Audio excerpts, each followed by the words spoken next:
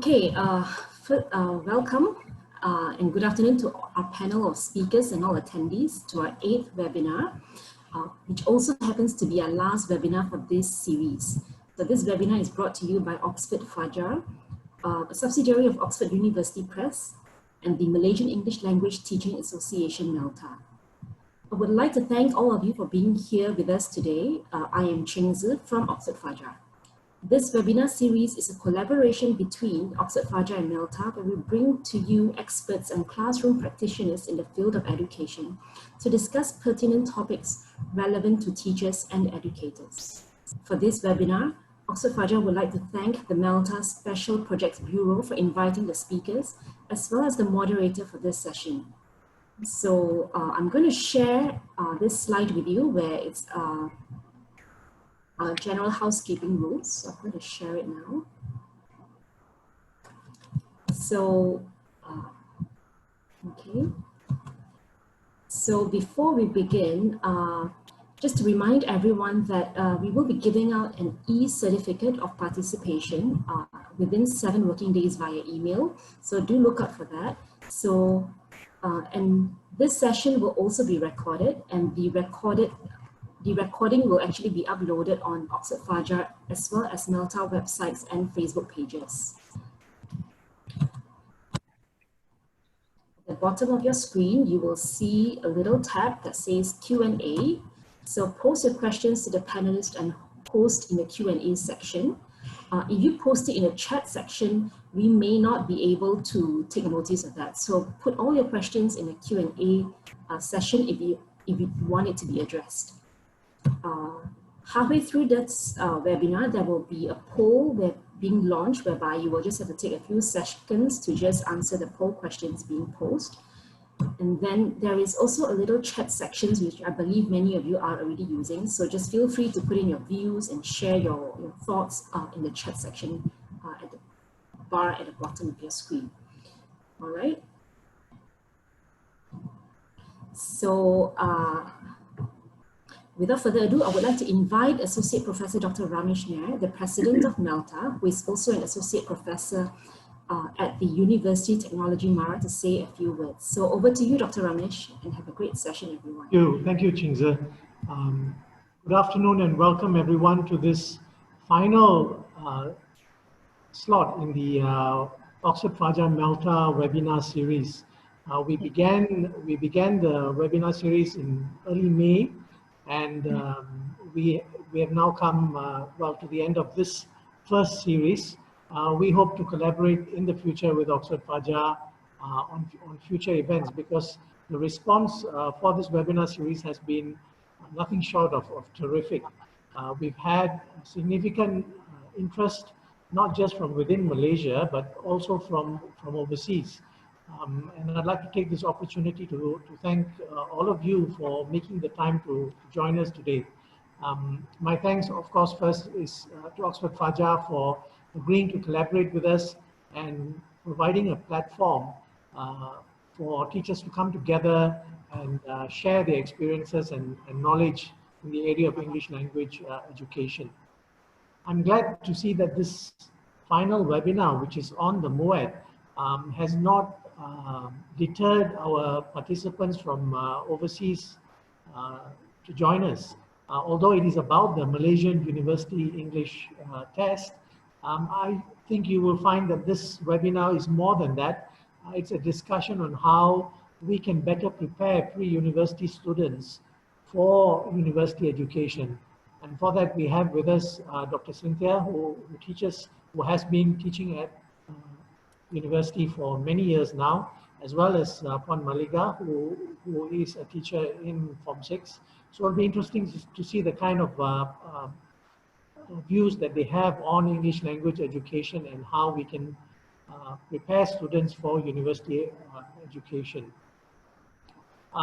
So finally, I'd like to also thank the Malta Special Projects Bureau for taking on this last webinar series. So thank you, Dr. Tay, for organizing everything and for also moderating in this session. Thank you. So I think I'm going to leave this now, this session in the good hands of Dr. Tay. Over to you, Dr. Tay. Okay.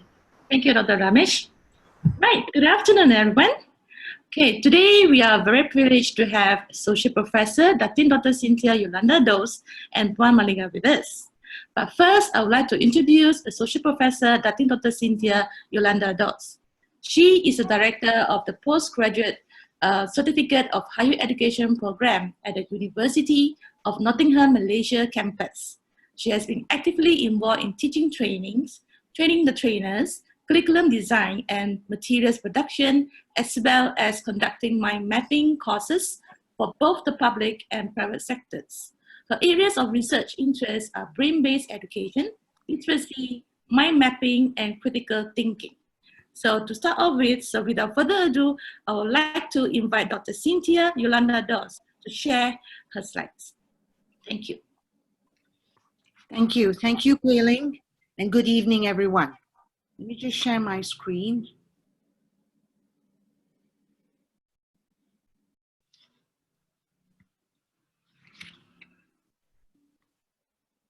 All right, okay.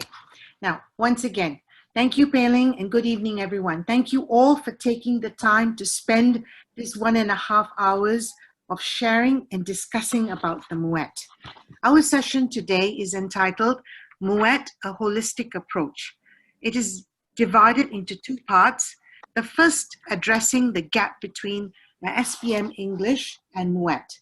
And then there will be, very briefly, I would just show you the difference between the current MUET and the new MUET. But the focus today is more on the current MUET. And part two is tackling the current MUET paper, in which Puan Maliga will share some of her effective classroom practices, what she does in the classroom. Now, as I would love to start off by asking you all some questions, in which you can please use the chat, all right? Now, what I'd like you to do, use just a word or a short phrase. Can I get you to type, what do you think this gap is about? What do you think the gap is about? The SPM English and the MUET. Can I get you to just type a word or a phrase? Okay, the standard, to improvise, differences, listening, the format, language, the band, the genre, knowledge, format, English proficiency standards, lots of the format, the level, the differences, watered down. Which is watered down, the SPM or the MUET? Proficiency, the ability, the limit. All right, okay. Now, thank you. Level of maturity. Yes, yes, very much so. Vast of knowledge, language level, right? And I see maturity a few times. All right, thank you. Now, basically, let me just start off. I know you all know, but let me start off with the rationale for the MUET, which started in 1999. It was that the undergraduates in local universities were wasting their time learning basic grammar. Therefore, MUET was introduced to address the low English proficiency of students before pursuing higher education. Now, I'd just like to share with you, I was on that batch of panel in 1999, and that team was headed by Professor Zubaida Al-Sri from UITM. And basically, the whole reason for the MUET is that there was this gap from SPM into higher education. And in higher education, a lot of time was being spent on training them again in proficiency. Here, I'd like to share with you, this is a newspaper article from the New Straits Times, very recently, March 18, 2020, Getting to Grips with MUET. Now, this is from the MEC Chief Executive Muhammad Fauzi Muhammad Qasim. I'm sure those of you involved in MUET, in marking, would know him. Now, he said this: MUET helps institutions make better decisions about the readiness of prospective students for academic coursework and about their ability to use and understand English in different contexts in higher education. Okay, and then he goes on to say, the article, for university hopefuls, It is best to not underestimate the difficulty of some of the MUET exam papers. This is because there is quite a huge gap between the level of proficiency needed at the sigil as the SPM level and the proficiency required at the MUET level. Now, it is acknowledged, it is recognized that there is a gap. But my question is, how are we addressing this gap?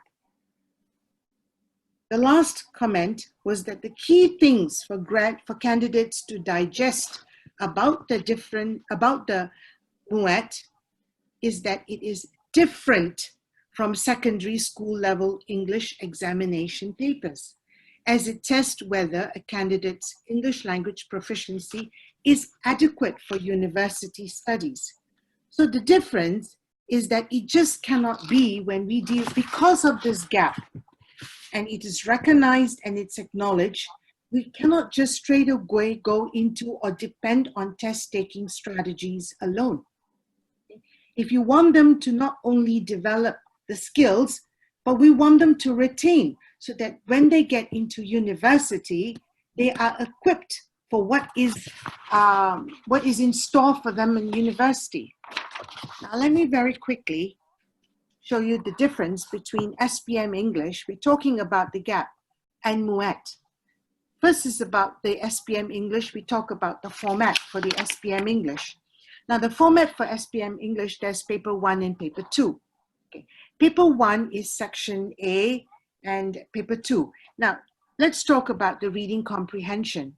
For the reading comprehension, all right, they read a text. Well, correct me if I'm wrong, you can write on the chat. Now, in reading comprehension, there is just reading a text.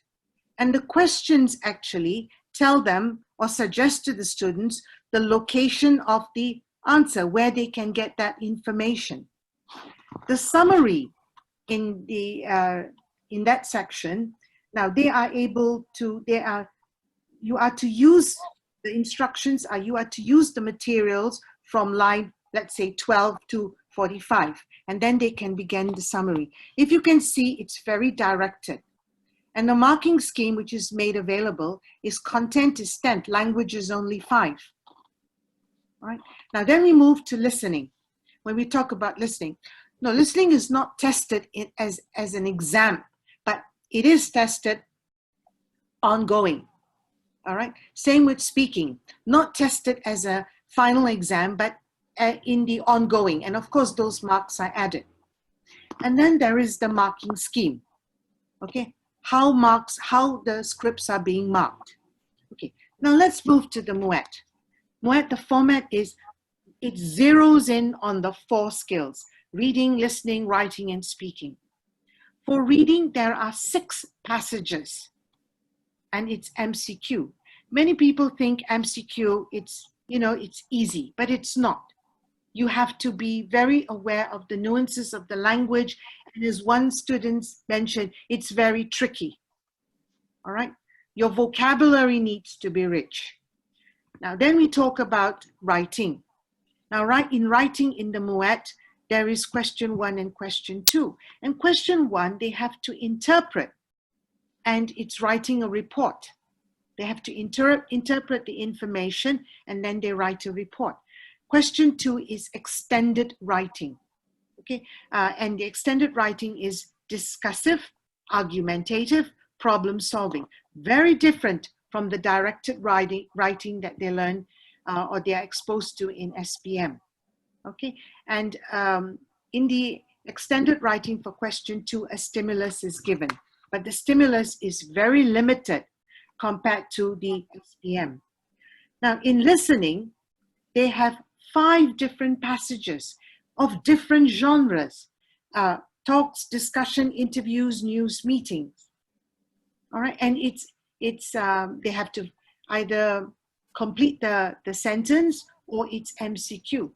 And let me remind you, listening is not an easy skill, because most of the time we are just hearing. We don't teach active listening.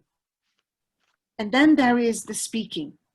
Here speaking takes on, it is individual and it is group. They only have 2 minutes. As it is when we started already, there was someone talking about pronunciation, and they said for the MUET, some pronounce it as mute. All right. So in the speaking task, there is also the pronunciation, and you have 2 minutes to prepare, and then you have 2 minutes to talk. All right. And same with the group. The group here, it's many people would think, wow, group is okay, you know. You're talking about teaching them the group dynamics, strategies. You know, in some of the, when I, at the very onset, way back in 2000, 2001 too, I was an examiner as a test setter as well. A lot of the group, when they had for speaking group, it was more like drama minggu ini. Your turn, and then your turn, and then your turn. All right? And so that is the MUET. All right? And here I am trying to show you the difference between that and that. And then let's come on to, now we're not talking about section D of the SPM paper, which is literature, in which in actual fact, literature is supposed to promote critical thinking. Here, I want to talk about also a little bit about the marking, for the MUET marking. I just want to find out, and you can write that on the chat, is that, you know, are you given the marking scheme? Are you told how it is marked? Because I think that's very important. And we go to what Biggs and Tangs and talk about constructive alignment. All right. What you have, your learning outcomes, okay, must be in tune with what is being taught, the methodology, what is being done, and testing as well. And then comes how it is being marked, which is very important. Right. And then I would like to talk a little bit about at university level. What is present at the university? What is expected of them if they do the MUET? Now, the objective is that it will be at least a gradual, you know, going into university, the expectations. The university, let's talk about reading. They are reading journals. They have to read journals. They have to read text, right? Writing. Writing is academic writing. Listening is listening to the lectures. Speaking here is presentation skills. You're talking about presenting, being able to communicate, articulate clearly your ideas and your points, all right? That is what the university is expecting. Now, here, let me show you, sorry, before that, question, all right? Let me ask you this. How are you all addressing the gap? How are you all addressing the gap? All right, before that, I see someone saying, I'm a MUET writing examiner, so I know the marking scheme. Now, I'd like to ask this question. If you are an examiner, you get the marking scheme, but is that marking scheme made known to all? All right, okay. Now, I would like to ask you, how are you addressing the gap? There's a feedback. Tough to address the gap. Uphill task. No. Marking scheme is given, but sometimes we are unsure of the marking standardization, right? Okay, marking scheme is confidential. My question is why? Because if we are to bring them up to this standard, all right, we need marking. Giving a test is not about tricking them. Everything should be transparent, okay? Yes, I think somebody said it should be. But here I'm asking, how are you addressing? How are you addressing this gap? All right. Okay, now, well, so I had, you know, some of them saying it's an uphill task. Let me continue. Okay, as you can see, before we take them to the MUET, we need to address this gap.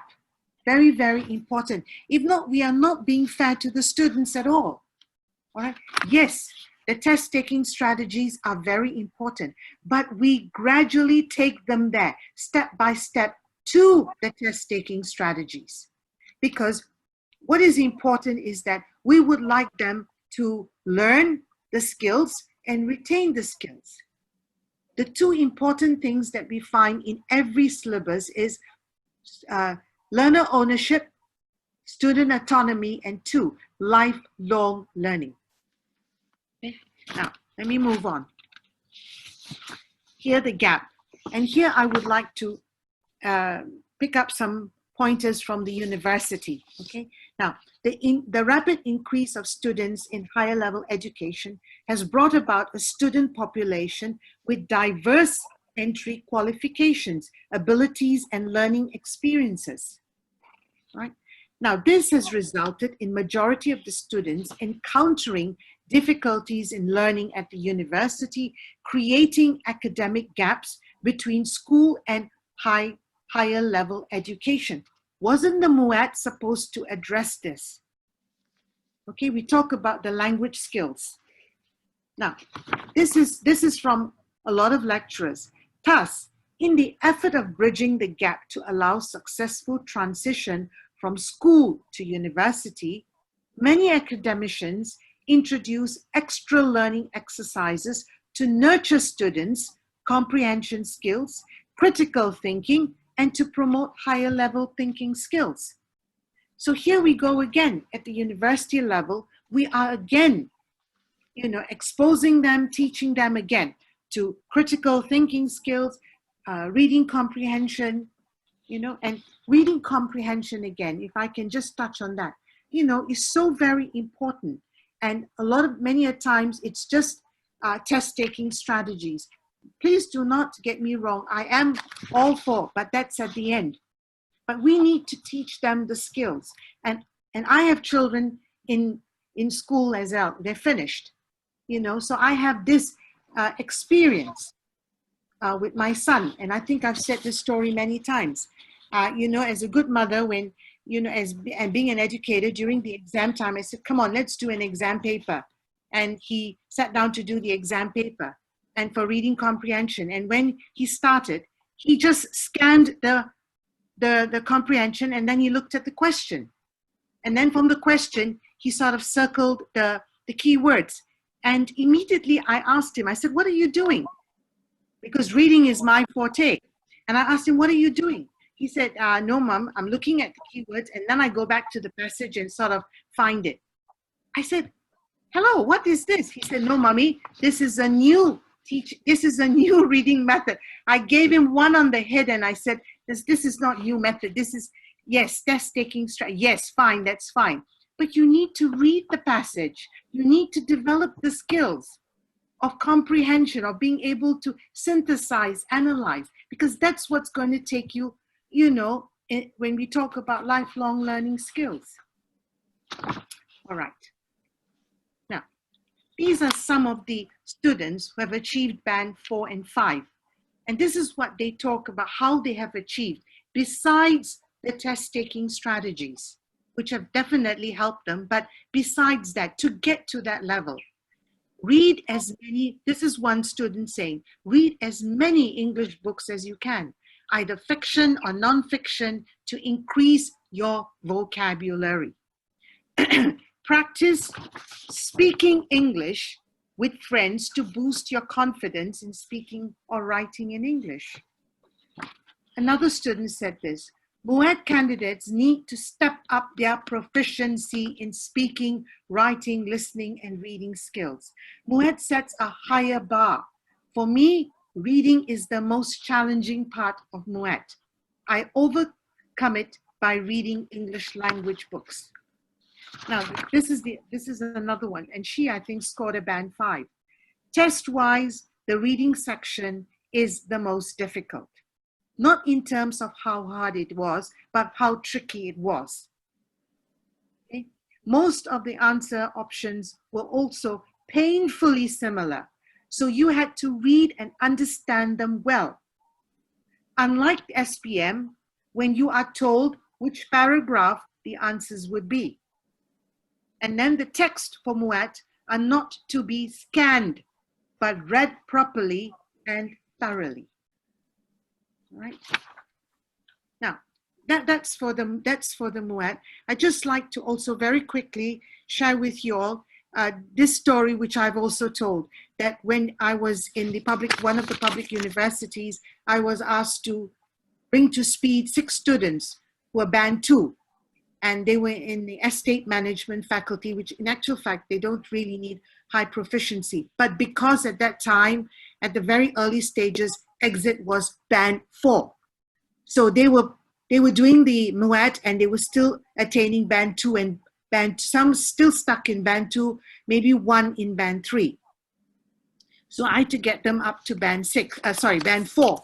And they said, you know, could you do that? And with my workload, I said, okay, fine. But I told the students, now, yes, I will meet you once a week and we will do these past year questions, but on your own. These are the things you have to do. Number 1, you have to get a good dictionary in which you can hear pronunciation. You know, words being pronounced, you can look it up, look up the words. 1,000 words. They needed to know very well the 1,000 words that would take them, you know, and help them in their speaking, in their writing, in their reading, and in their listening. 3, I told them, you have to listen every day to the news. Why? They need to, for listening, you have to be familiar with the language, you know, familiar with the pronunciation. And then I told them, just listen to the news every day. I'm not asking you to write anything about it, but just listen so you get comfortable. And then, of course, I asked them, you know, for speaking, I told them to go to, especially to Pavilion, because there, you know, the salespeople all are fairly fluent in English, to go there and to practice their English and to practice among each other, to watch as many movies as, you know, as they can. And then, of course, when I met them once a week, we talked about what they listened, what they read, but then we tackled the test-taking the past year MUET. You know, at the end, they did, within the 6 months, they did the MUET. Out of the 6 of them, 4 of them had band 4. The 2 of them had band 3, you know, which goes to show that we need to also tell them that ownership is up to them. And this is the only way you develop language skills. Puan Maliga will talk about the classroom practices that will help in the preparation towards test-taking strategies. Now, current and new, very quickly. This is the current syllabus for listening. As you can see, the weightage has increased to 25%. And, you know, it's not 30 minutes, but it's 50 minutes. It's no longer 5 texts, but it's 7 texts. Okay, and they have 30 questions. And a lot of if you read a lot of the comments, a lot of them have said listening is difficult, is one of the more difficult papers for them in the MUET. Now, this is for speaking. All right, speaking, the weightage is 25. You know, what I like to zero in on the linguistic knowledge language as a system, which is recommended or, you know, is targeted for them, is accuracy, using grammatically correct language, using correct pronunciation, stress, and intonation. I would like to ask, is this how they are being graded in the speaking in SPM? Using varied sentence structures, fluency, speaking with confidence and without unnecessary and undue hesitation. Right? That's for speaking. Now, this is the individual and this is the group. And here again, I'd like to zero in on the register. It is general academic language, all right, but can vary in terms of formality. Production should cover more abstract and conceptual matters. This is the reading. If you take a look at the reading, the weightage has reduced, all right? The number of questions have reduced, but it's MCQ. But the number of text has increased. It's 7 texts for them to read. And here is basically, we have the text, part 1, part 2, and all the text. I I would really like if somebody could explain to me how in a MUET paper we have level A2 to level C1 in the text for the CFR. You have a range from A2 to C1. All right, and basically you have these other question types, and I think a lot of it is MCQ, and MCQ is difficult. And this is the writing paper. And the writing paper here again, I think the current was report writing, but it's no longer report writing. It's going to be to reply to a letter, to an email. And then of course we have the extended writing. And the percentage is being revised. It's no longer 30, the weightage, it's 25, right? So this one, we just wanted to see, we wanted to just showcase this to you. And basically, that is my presentation. And here, my emphasis is on addressing this gap. And if we want to see them get good bands, if we want them to see, and I'm going back to the aim of the MUET, the rationale of the MUET. All right, so until we address this gap, only can we get them to a higher band. And then, it'll be a little bit easier for them in the university to handle what is in store at the university. And I would like to, I think, nicely end with this quote. Better than 1,000 days of diligent study is one day with a great teacher. All right, and with that, I end, and in a sense, to show you a teacher who's proactive in the sense of Puan Maliga and what are the kind of activities she's using in class to try and address this gap. And with that, I thank you all. Okay, thank you, Dr. Cynthia. Okay. Right. Okay, now I would like to invite two participants to do some sharing. Okay, and the first person, I would like to invite Puan Farida. Okay, can I? Puan Farida, okay, mute. Farida. Puan Farida Ghazali, yeah?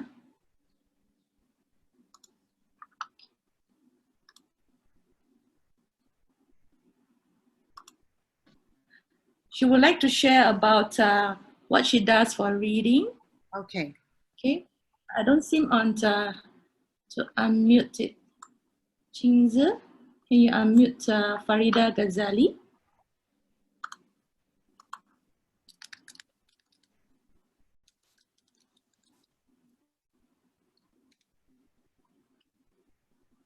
All right, maybe we'll postpone to She's later. able to talk now. Yeah, she's. Hello. Yeah, okay. Yeah. Can you hear me? Farida? Yes. Oh, yes. Yes. Yes, Farida. Okay. Yes. It's just that I would like to share. I think reading is proven to improve our proficiency in English, in the language, because I think through reading, according to Brown as well, Douglas Brown, reading can not only improve your reading skills, it can improve your writing skills, your reading skill, as well as your speaking skill as well. Yeah. You see, the frequency of, seeing the structure as well as the grammar when you read, so it will somehow improve on your writing, because you will tend to use all these vocabularies and the grammar structure will be right. But it's sad to say that I think our students nowadays, they don't believe that this is, they don't, how should I say? To them, reading is such a boring thing. It's old-fashioned. It's, like that. They prefer to read, those, what do you call this, all this on the social media, which I think won't help them at all. Okay. Thank you. Puan Farida. Thank you, Farida. Thank you. Okay. And I'd just like to add in the quote by Francis Bacon, right. Reading maketh a man, and the more you read, it enriches your vocabulary as well. And it gives you the confidence to speak, to write as well. Definitely. Thank you for sharing. Okay. Thank you, Puan Farah. Okay. For the second person. Okay. Mr. Lim. Mr. Lim Peck. Lim Xiong Peck. Are you still there? He would like to share about what he sees at private higher institutions about MUET. Okay, thank you so much. Can you hear? Yes, yes, we can. Right, Thank you. good. Yes. Okay, Right. so somehow actually from the view in the higher institution in the private sector, it seems that some program when we started certain program and going through MQA as well as so on, it seems that in the current time, the entry requirement and the exit requirement, it does not requires MUET.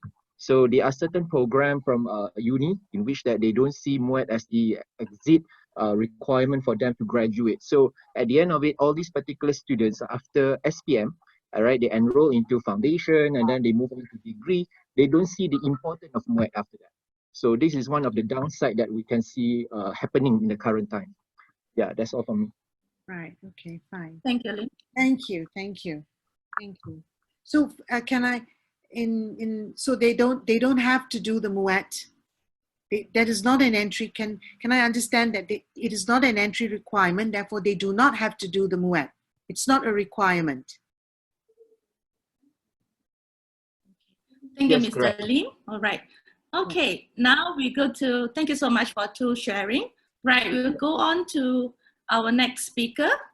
All right, Puan Maliga is currently teaching MUET in SMK Dr. Muhammad Said Nilai.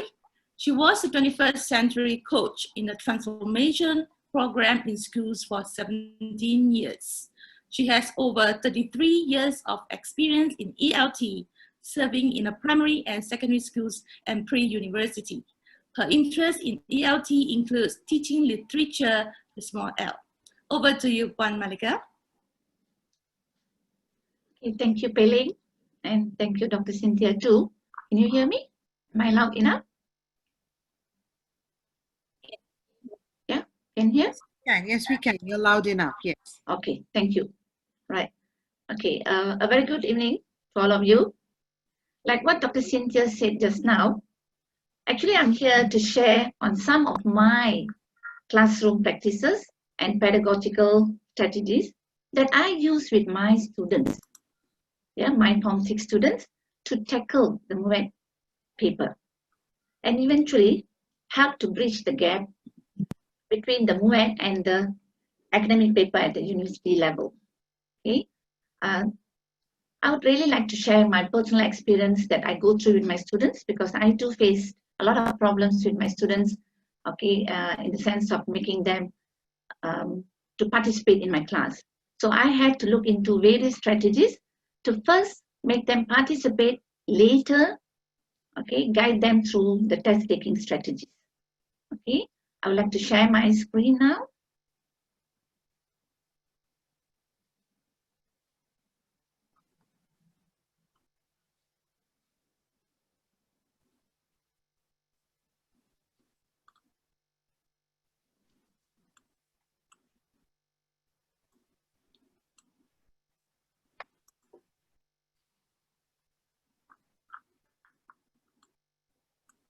It's not going back to the first slide. Okay, Puan Maliga, yeah, go to the first slide. Yeah, it's not going back to the. Perhaps it's loading. Yeah. It's loading. Okay. Can you quit sharing and share again? Yeah, it's loading, is it? Yeah. You just.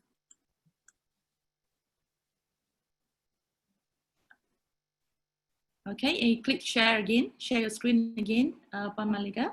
Yes, done it. And then I share it.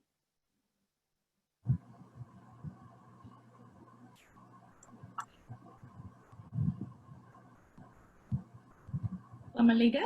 Yes. Can you hear me, Puan Maliga? Yes, I can hear you. Okay. Okay. Can you start sharing your... Yes. Okay. Can you Is click this a slide? Yeah. Yeah. All right.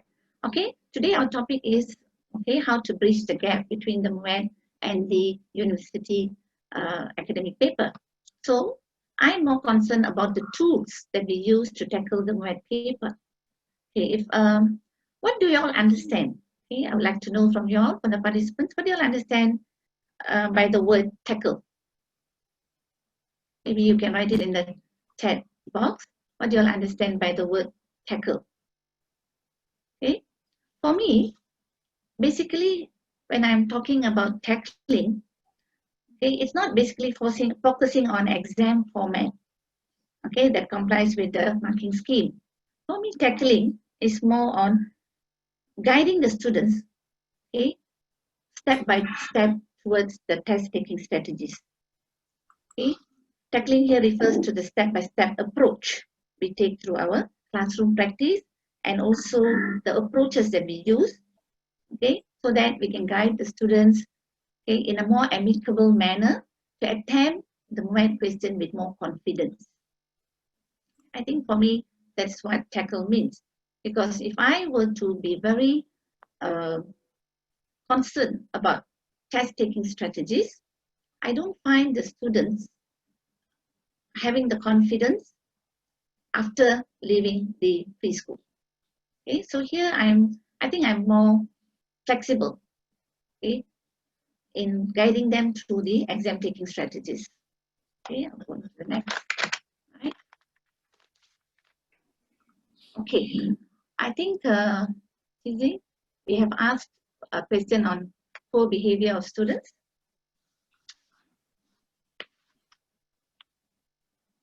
Okay, here the expected here. Do you encounter students with poor behavior in your Form 6 classroom? Yes? Do we encounter, do we encounter this kind of students in our class? Well, I do. Okay, I do. I do encounter poor behavioral students in my class. So what can I do? I can't be just pointing my fingers at them all the time, okay, and saying that, okay, the students are at fault. So through my experience, right, through my sessions that I've attended, okay, so I thought I will do something about it. But, you know, poor students' behavior is frequently cited as the reason for students' underachievement by teachers. That's what the study shows. But, okay, that's what we believe, okay? But research shows that poor behavioral management is more frequently the cause, meaning that, okay, that we are not able to manage the students. I don't see it. All right. If it is, all right, when we say poor behavior management, as a teacher, I always believe when I prepare my lesson plan, these things should be at the back of my mind. Are my strategies, are my approaches, okay, in the class will create this poor behavior situation. I don't want this to happen because of me. Okay, so it's very important that as a teacher, I feel as a teacher, we must have positive behavior management strategies. That means we must plan. Okay, if we fail to plan, we plan to fail, right? So I feel that whenever we plan something for the students, we must make sure we don't inflict this poor students' behavior, because as it is, the students, they come with various kinds of problems attached to them, you know. So let us not be one of the contributing factors to their learning. Okay, this is what I believe. Okay.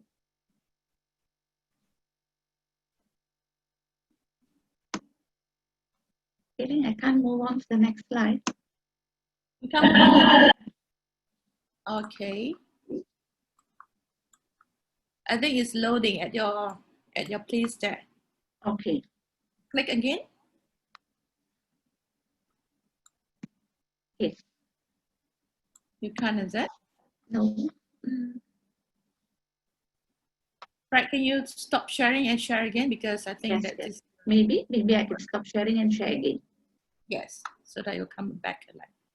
Yeah, do share again.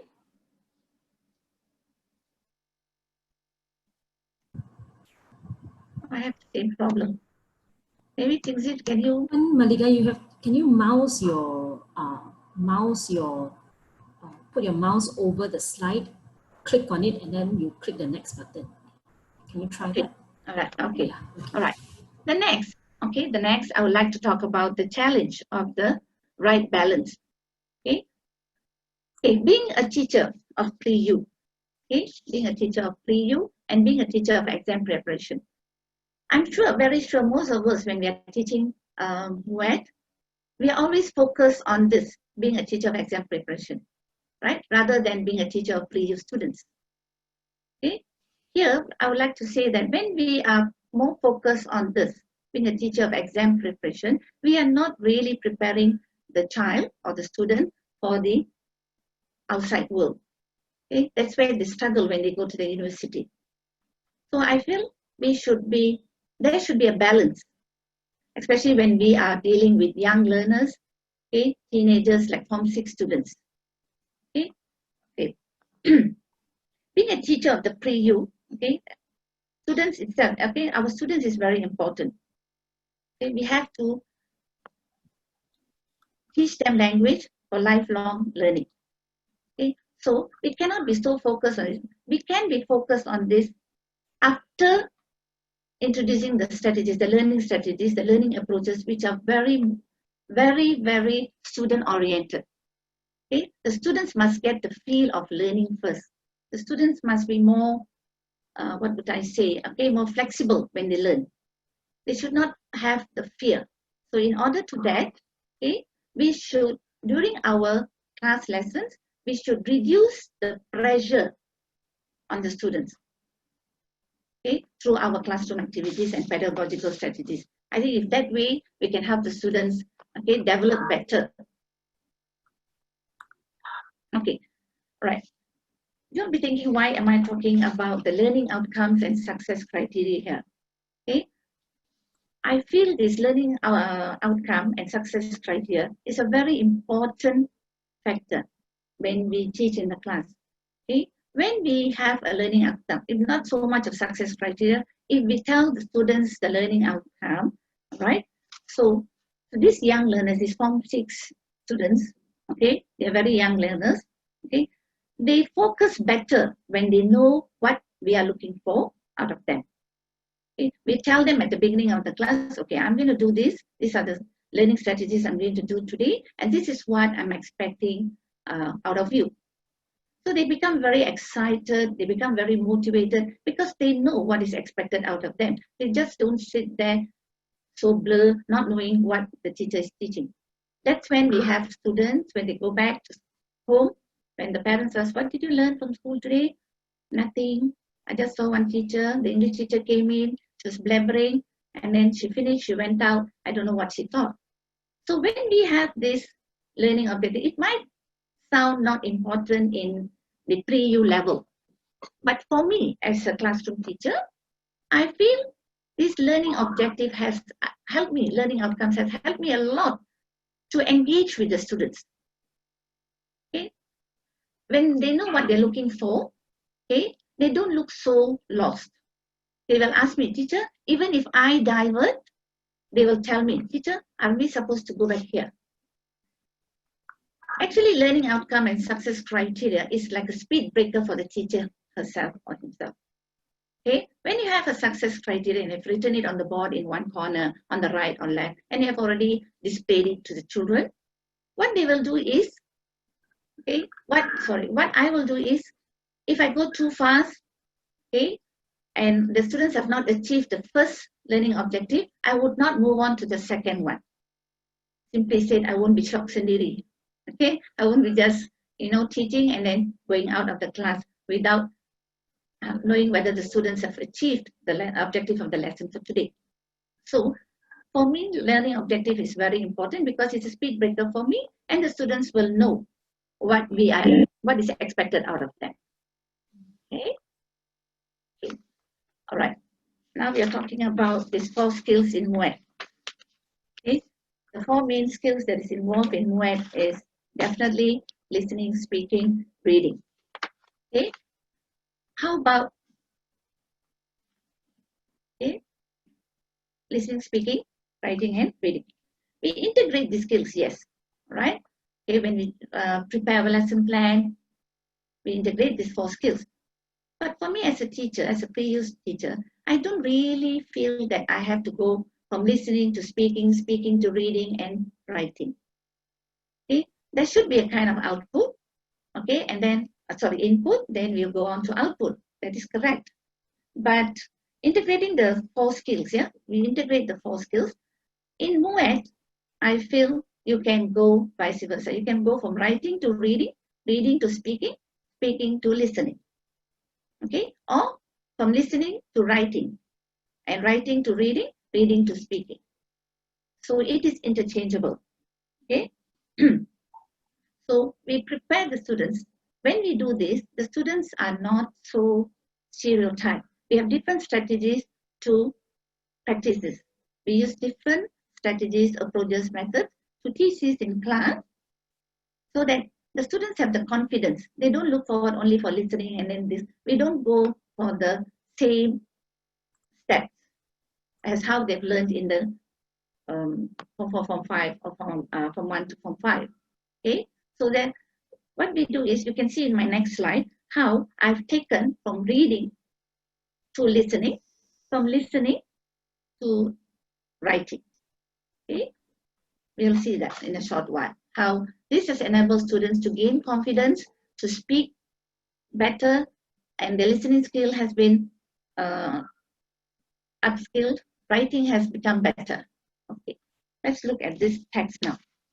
Okay, when you look at this text, okay, it is very well executed, I would say. All right. Okay, this is a text that I used from the textbook. First, I feel when you choose a text for the students to practice in school, okay, you must choose a text, okay, a passage that is current, that is very close to the student's heart, okay, which is within their schemata and their environment. Okay, when we do that, the students will change their mindset. You will be able to change their mindset actually, okay, to take away the fear of reading. Actually, in SPM and MUET, the text, like what Cynthia says just now, 6 passages. Okay, what the students tell me is the first passage they read, okay, based on what test-taking strategies we have taught them.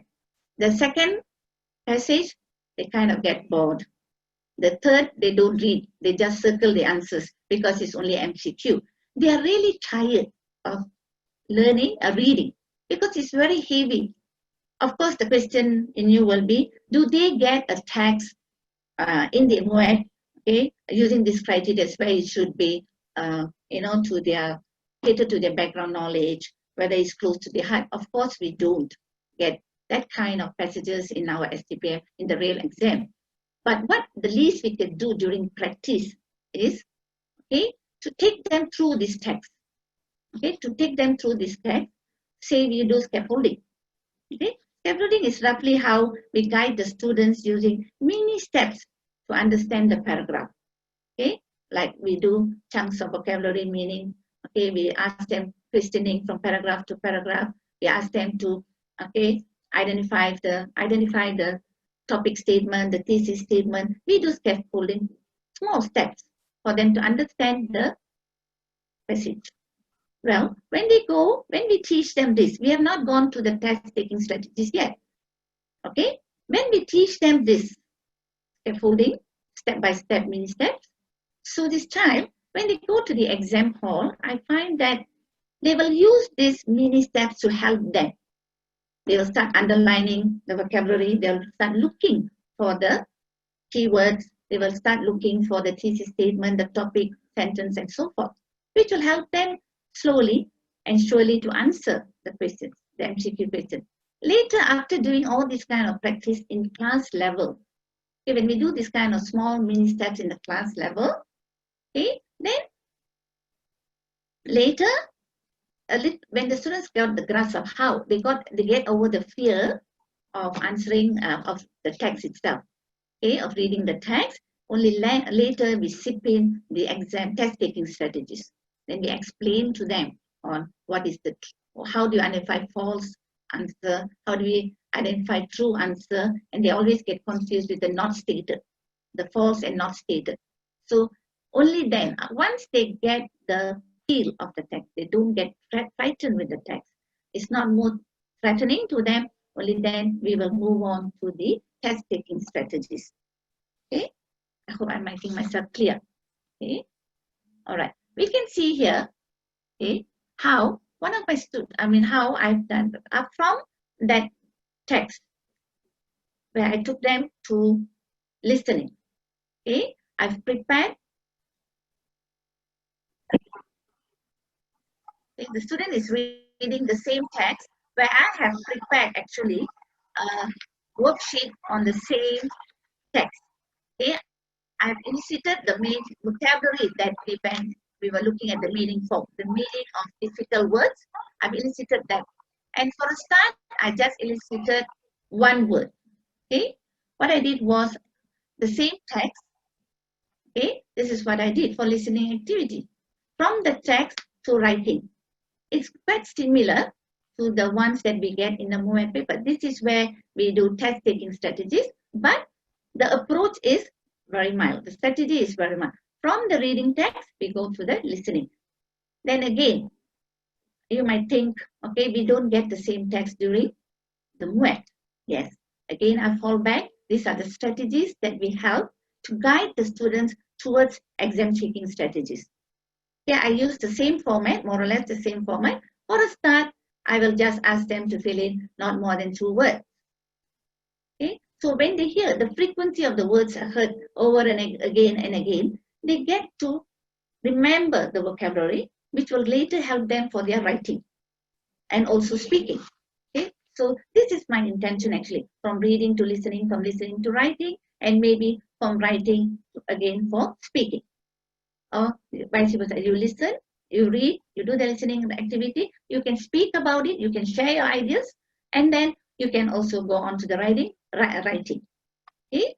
Okay, this is how I manage in my class. I use one text in a very depth manner, especially when the text is very close to the heart of the children. So this is what I do in my class. Okay? Okay. Let's move on to the next. I'll show you how this. Okay.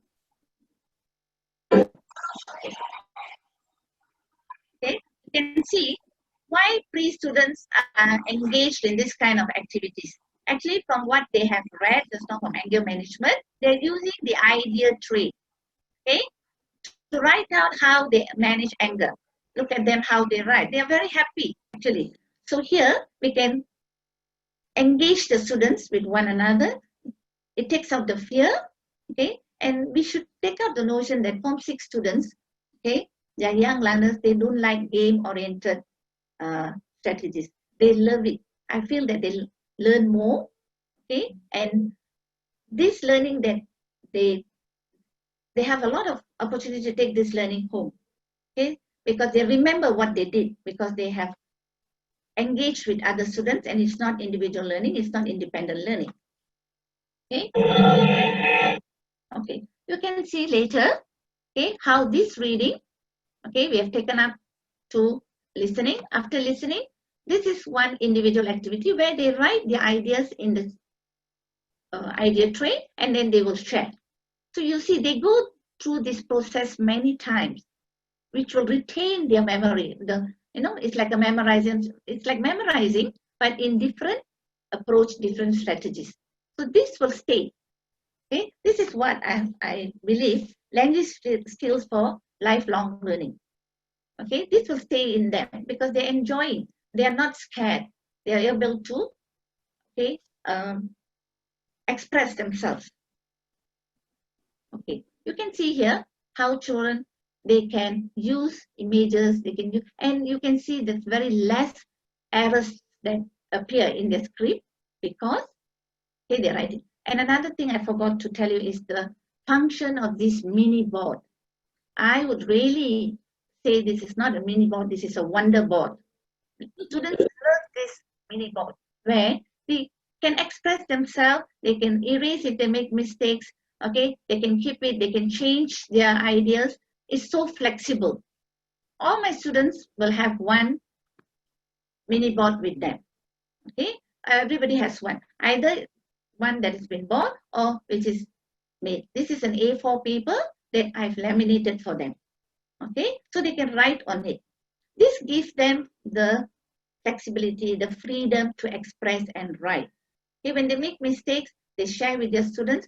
Okay, and they can correct the errors there and there. If a teacher corrects, they wouldn't like it, because they feel shame. When a student, when they learn from their peers, I think they learn better. Okay? These are some of the classroom practices that I do with my MUET students. Although they are 17, 18, okay, they enjoy. Okay?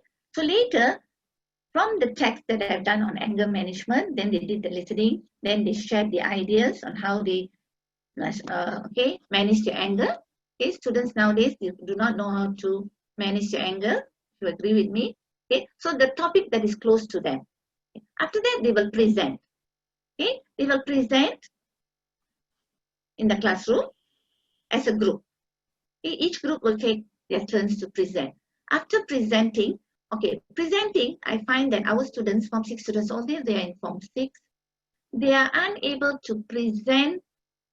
Like it becomes an individual task. This A student will only know how to present introduction. The B student will only know how to present her thesis statement or topic sentence. Okay, so when you ask a question, okay, when A gets stuck, the B and C is not able to answer because they've only done their portion. So I find that this is again is not a correct learning strategy. So before presenting, I will put them in small groups and ask them to discuss. A should be able to help B, B should be able to help C, C should be able to help B. So if the question is posed by the students here, if C can't answer, B can take over. I think that is more a positive step towards training them how to present, because although they are in Form 6, they really do not know how to present. They are very focused in their thesis statement or topic statement that they want to present. Okay, all right. So this skill will be taught when they present. After which, this doesn't stop here. After which, okay, this particular group, they will do slides and post it in the Telegram or WhatsApp group. So for future reference. Okay, and then sometimes we will take, if we need some points from this topic to another topic, we can also receive from the Telegram. Okay? So this is how I go about doing step by step, small steps that will lead them to test taking strategies where they will earn better bands. Okay, let's move on. Okay, now coming back to writing. This is our struggle in the MUET paper. Okay, always is the writing paper that we struggle. We don't struggle so much with the reading. We struggle teaching them the reading. But students don't really struggle because, as I said, they lose interest and, slowly they'll start guessing. But of course, with all the approaches introduced in the class, we will take away the boredom in the students when they read. So I feel that we have tackled the reading problem. The students will not feel bored when they answer the questions in MUET. Okay, how about writing? Okay, this is the fear report because it's very, very static. You have to have an outline. Okay, so before I embark on this analyzing and synthesizing with the students, what I will do is, okay, in report writing, I'll give them an outline. Okay, that again, I will do Kagan's structure and how to. I use always Kagan's structure because it's very motivating. Yeah, it's very motivating. It enhances students to engage with one another. Okay, so I'll give them the outline. So when it comes to this, and of course, a lot of practices through Kagan's strategies in only knowing how to take the title, introduction, the overview, and conclusion. They would have done ample of practices until they are confident enough with these 4 elements. Okay, how about analyzing?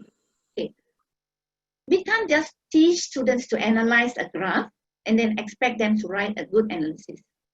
Okay, right? Because they're already struggling there with the chart. They do not even know what is happening in the chart. Okay, so we do not really ask them to write the analysis straight away by only teaching them on how to do it. So how we can go about doing this is, okay, I give the analysis. I take the chart and I will analyze the sentences. Okay, for a few practices, they'll have different graphs. Okay, what they have to do is they have to identify the subject reference, the trend word, the linker. That will help them to write. So they will know what are the elements needed in writing and analyze, writing and analyze, or to how to synthesize. When we should not be afraid of giving the bone first. We should not be afraid of giving the fish first. Okay, we give the fish first. Okay, then we teach them how to fish. So when we blend these two, we give the fish and then we teach them how to teach. That will gradually help the students to earn better grades in their exam. Okay, but most of the time I find that students tell me teachers don't give them the answers first. Okay, because fearing that they will get everything correct. So I feel that there's no, it's not wrong in giving the students the answers first, because they are doing an analysis from the answers that we give to guide them further, to help them further. Yeah. Okay. So this is one of the strategies that we do. When it comes to extended writing, okay, I use the same strategy that I've used in the reading just now. I would not introduce an extended writing topic that I've not discussed in the reading. Okay, I'll usually take an extended writing topic that is related to what I've taught or similar themes, so that we can guide the students further. Okay, all right. After that, only after guiding them when they have the confidence of writing, only then I will introduce how to write the first paragraph, what is required in the first paragraph, what is required in the second paragraph, and so forth. Okay, all right. Talking about differentiation. Okay, talking about differentiation. Okay, it's very important. Differentiation looks, okay, you might think that this is not very important in Form 6.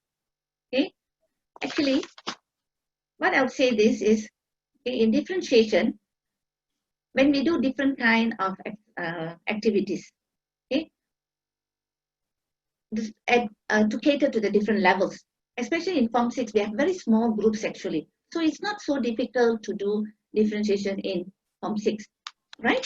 What we can do is, okay, we guide the students with differentiation activities according to their level, and after some time, okay, we slowly move away so that they can tackle the questions. It's something like the ZPD approach, Zone of Proximal Development, where we guide them, we put them in different levels, okay, we teach them according to their levels, and then slowly move away so that they become independent learners. So differentiation is not only for primary schools or even the lower secondaries or Form 4, Form 5. We can also use this differentiation in the Form 6 classes. Okay, we always tend to think these MUET students can stand on their own, they can learn on their own. Actually, no. Children are children. They need full guidance actually. Okay, all right. Okay, like just now, I was talking about Kagan structure. Whatever I've done, the movies, the videos that you watched just now was based on Kagan structure. You see this parking lot, exit, ticket, mini board, okay, especially this exit ticket and parking lot. You've heard about all this in maybe in your Form 4 to Form 5, Form 1 to Form 5, or in the primary school. But I still use this in my Form 6 classes simply because the students who are low proficiency, they are very timid. Okay, they don't like to speak. Okay, they park their questions, they park their doubts at the parking lot. Okay, so for me to check on them and then I will address their problems. Okay, I think parking lot has helped me to engage with the students better because they post the questions here, they post the questions here. I'm able to attend to the questions because I will know what are their doubts. Exit ticket is wonderful actually whatever the vocabulary they've learned, they will pin it up at the exit ticket. So they get to view the vocabulary whenever they are free, which eventually will help them in their writing paper or even in the speaking, because the vocabulary is enriched. Okay, now about active learning. Okay, this is another approach, active learning. I've given you the link because I find that if you watch this link, okay, there are a lot of things that we can learn from this active learning to get away from passive teaching and passive learning. Okay, we get away from these two elements of passive teaching and passive learning. Here, we can see in active learning, after doing so many approaches, okay, we will realize that at one point, we have to put the student, during practice, we have to put the students in the time frame. There must be a time where after engaging the students with so many activities, after putting in so much input, you must at one stage put the student within the time limit for them to attempt the question. I think my teacher used to say this in BM very well. Jangan jadikan Dewan Peperiksaan sebagai Dewan Percubaan. That is not the first time you are going to attempt a full paper, report paper, or an extended paper during your trial or during the MUET paper. They should have hands-on with the time limit in the classroom, or sometimes when I do ask them to do it in home, I tell them to clock. It start at this time and you must finish at this time. Even if it's a homework, just let them know that it should be finished at that particular frame of time, so that they do not struggle in the exam hall. Okay, so please watch, this link is given on active learning. The sharing is quite good because he's very practical about how the approaches help the student, okay, to take off at a later stage, not only at MUET level, but also to a later stage in the university. Okay, I think I've come to the end of my sharing. Okay, as a teacher, I always believe we teach not for school, but for life. Okay, like how Dr. Cynthia has emphasized just now. Okay, language skills for lifelong learning. Okay, with that, I would like to thank everyone. Okay, I hope my sharing will help you to prepare the students for the MUET paper in future. Thank you so much. Thank you. Thank you, Maliga. I'm sure it will. Thank you very much for sharing with us. Now, I'm just going to conclude by just a few takeaways, just to end it all, is that, the takeaway from this session is that please tackle the MUET using a step-by-step process, and this will help address the gap. Okay, we cannot ignore, or we cannot, not give it enough importance, because by addressing the gap, we are actually helping the students, and as we said, we are here to help them with the skills of lifelong learning skills. And then again, I would stress, take them step by step, moving towards test-taking strategies. Okay, I think I would like to add that I saw one of the questions, before I go off, one of the questions was, what about, addressing this gap at primary level? We should address, there's a gap between primary and secondary. We have not addressed that. Secondary and now into tertiary, we haven't addressed that. And then, from tertiary into university. So I think we need to start looking at this seriously, not ignoring it, acknowledging it, and doing something about it. All right. Thank you. Thank you very much. And back to you, Pei-Ling. Okay, thank you, Puan Maliga, and thank you, Dr. Cynthia, for the wrap up. And now we have come to our Q&A session. Okay, we would like to look at some questions here. Thank you, Dr. Ramesh, for answering quite a number of questions there. Right, there's one here from anonymous attendees. She's asking, is there any mark reduction if my students have been taking MUET exam several times? Because she's trying to achieve band 5. Apparently she has been awarded band 4. So I think Dr. Cynthia, Is there any action? As far as I know, I can only answer this. As far as I know, there is no, I don't think there is any mark reduction. You know, I think you can take it as many times as you want. Okay. Right, the second question here. Sorry, Pelling, sorry. Can I go back to that question? Now, if the person is taking the MUET band so many times, and still getting a band 4, I think there needs to be a check as to why this is happening. Okay, thank you. And a second question here. Yeah, this is later. Chinzi will answer. Is there any reference book for upcoming MUET? Yeah, you will know later, very, very soon. Yeah. And the third question here from Fatima Putih. So depending on your students' interest and how serious they are in achieving a certain CFR level, because when we talk about the new format, so we have this line CFR curriculum. So it's talking about encouraging them to use online dictionary, such as the Cambridge and so on. Can you introduce them, or you can introduce them to the, yeah, this is the English vocabulary profile. Both can be assessed FOC. So it's not a question here, it's just a view from Puan Fatima. Okay, yes, and she also said that there isn't any mark reduction. So basically, yeah.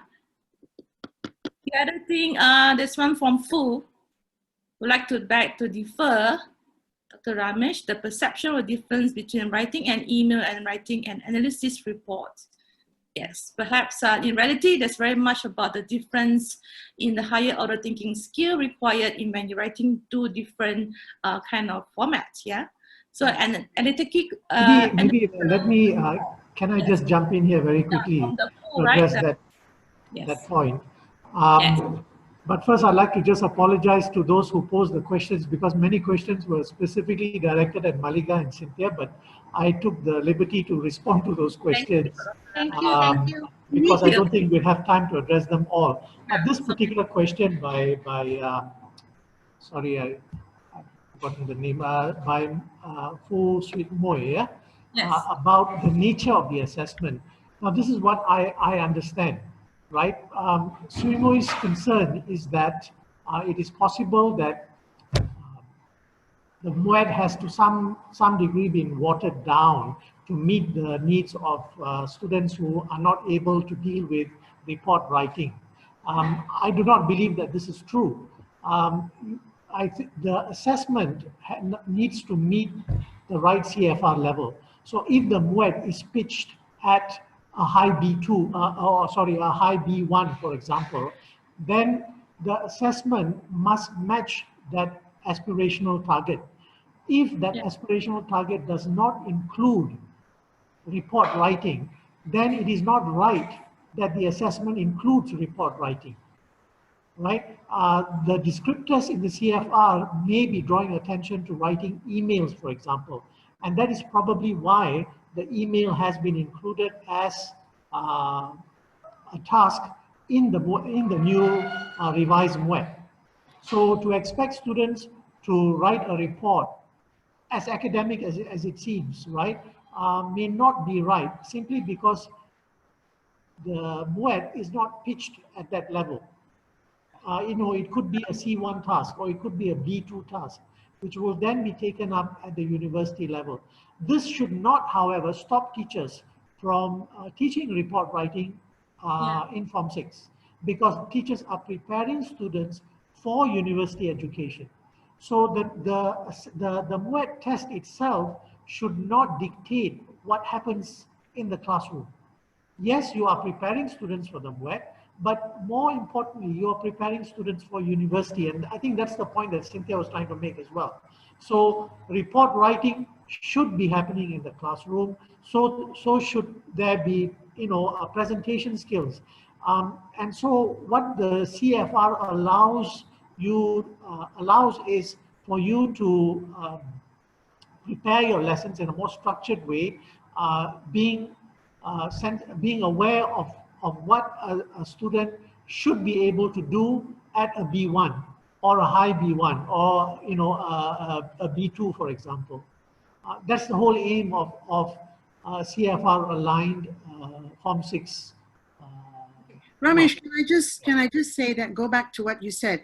Yes, about the report writing and the email, but the thing is, if you are preparing them for university, between a report writing and an email, report writing would seem more useful than an email. Sure, and that's the whole argument, you see. As a Form 6 teacher, I should be aware of where I am feeding my students, and that is to university, and report writing can take place. Now the question is, do I only teach it because they're going to be assessed in the MUET? No, right? Now the MUET has been aligned. Yes. I mean, the sample is out, but I think it's still early days. But from what I know, the MUET has been aligned to the CFR. If you do not find report writing in the MUET exam, there must be a reason for that.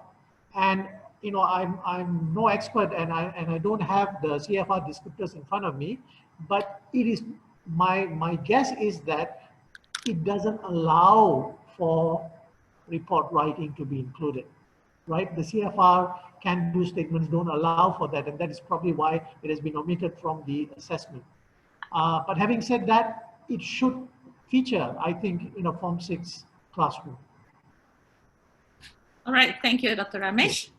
Okay, I think because of the time, we are touching to, now it's 4:20. Right, well, if we do not get to your question during this webinar, we'll try to follow up afterwards. Thank you. So to close this session, I would like to hand over to Professor Dr. Ramesh. Dr. Ramesh? Right, okay, right. Thank you. So, you know, we've come to the end of this final session. We had 500 just now, I think. Yeah. People have probably had to leave. Thank you all so much for having made the time to join us. Do continue supporting MELTA and its activities. Do visit our website. Sorry, Chingza, I'm going to give you a chance to talk about Oxford soon. But yeah, thank you all. And at the closing, I'd also like to thank Anita, who we worked with very closely in initiating this webinar series. So I'd like to just give a shout out to Anita at this point. And also my thanks to Chingza, my thanks to Cynthia and Maliga for making the time and preparing for this webinar. Thank you all so much. Most welcome. Yeah. All right, Chingza. Yeah, so I think we thank Dr. Ramesh, who has made all this possible, and Dr. Cynthia Maliga and Dr. Teh for being in this session. So I'll do a very quick sharing before we end. So I think some of you have been asking whether if we have some resources. So last year, we actually produced the updated version of the current syllabus of syllabus of A's Ahead.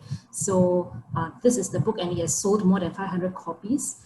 And some of you who have asked whether if we have new one, yes, this is out fresh from the oven, not so fresh anymore. We started sending it out to bookstores and all in March actually. So do get in touch with us, do check out our website. So if you want more detailed into the sample pages, I think there's an email address where you can write to when you go into our website. So we will be able to show you the sample pages for these new exam format CFR aligned A's Ahead MUET that we have. So before we end, just to remind everyone that we will be sending everyone an e-certificate within 7 working days via the email which you have registered with, and also a copy of the recording will be uploaded onto our Oxford Fajar website and Facebook pages, as well as MELTA as well. There is a QR code shown here, so would really appreciate if you can just quickly scan it on your phone and fill up the survey questions. Alternatively, you can also fill this up once you receive the thank you email after this event. So follow us on Facebook, as well as for Oxford Fajar pages, as well as MELTA. So just want to thank you once again to Dr. Ramesh and all the participants here today. So we look forward to having a second series. So we'll get back to you very soon, we hope. Yeah. So thank you all. yeah. Thanks, everyone. So I will end the session now. Goodbye. Bye. Goodbye. Bye. Yeah, everybody.